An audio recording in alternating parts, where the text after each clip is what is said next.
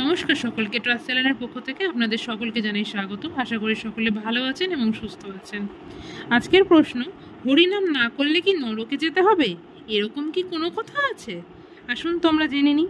নরক গ্রহের অধিপতি শ্রী যমরাজ তার দূতদের নির্দেশ দিয়েছেন, জীবা না ব্যক্তি ভগবত গুণ না মধয়ং তশ্চ ন স্মরতি তচ্চোরানরবিন্দম কৃষ্ণায় নো নামতি যচ্ছির একদাপি তা না নায়োধাম ততঃ কৃত বিষ্ণু কৃত্যান।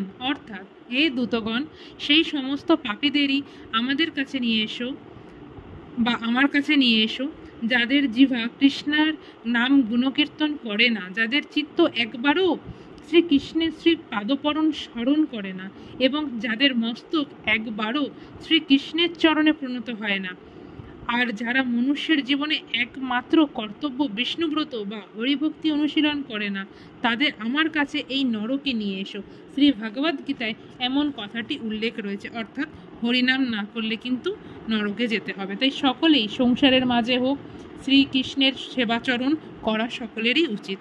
আশা করি আমাদের এই পাঠ আপনাদের সকলের ভালো লেগে থাকবে। এই পাঠ ভালো লেগে থাকলে চ্যানেলটি সাবস্ক্রাইব করতে ভুলবেন না।